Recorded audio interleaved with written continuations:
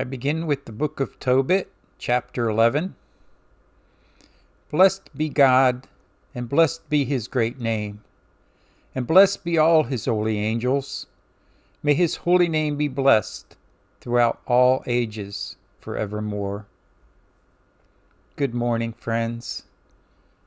Whether you are watching this in the present time or in the future, welcome.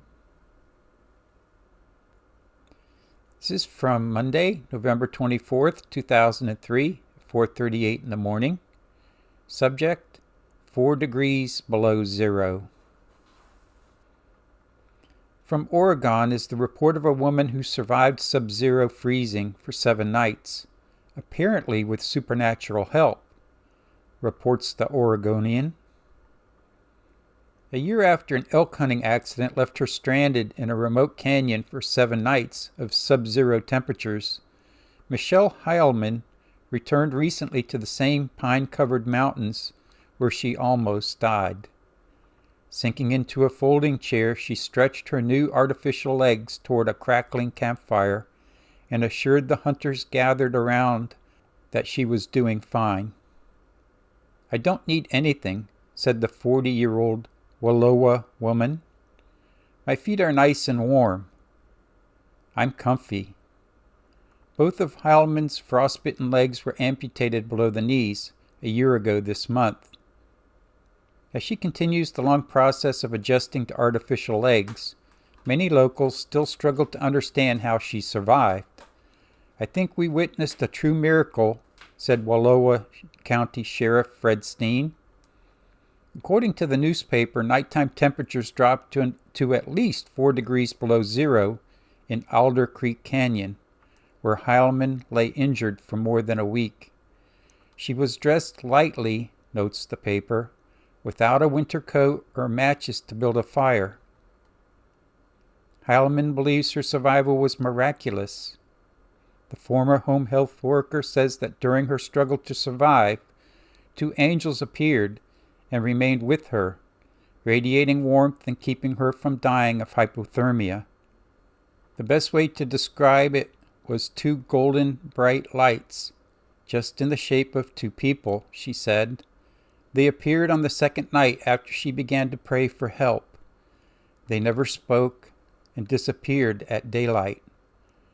But they were with her every night until she was rescued, she said. I'm sure that most of us have experienced God's love through his angels in the real or corporeal world here. And I'll share with you a story, one of several, where I believe might possibly have been an angel. I was at a post office here in our town, and it was one of the most busy post offices. Maybe 200 cars in the parking lot, people coming and going from the building. And I was busy with worldly things, stressed out. And I had recently been reading the book of Isaiah, and my Bible sat on the passenger seat of my car. I went in and conducted business. And when I came out, I was about 10 feet from my car when a man came up behind me. And at first he looked like a homeless man, and I thought he was going to ask me for money. He had long, unkempt hair and a coat that looked like it was 3 sizes too big for him, and in his hand he held a Bible. Instead of asking me for money, he says to me, "What do you think about this certain verse in Isaiah?"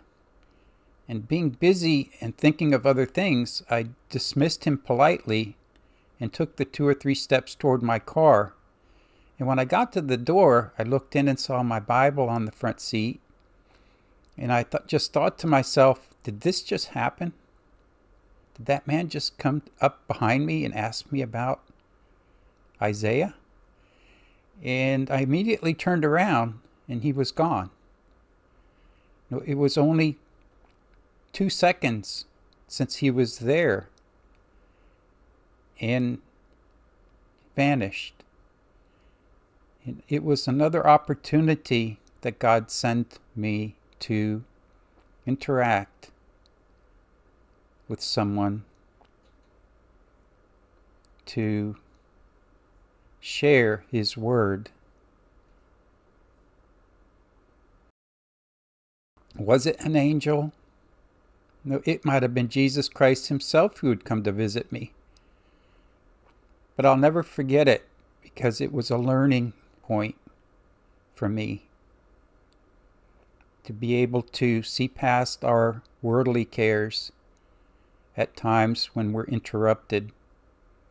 And I will put a link to a Wikipedia article on angels at the bottom in the description if you're interested. It's quite scientific almost.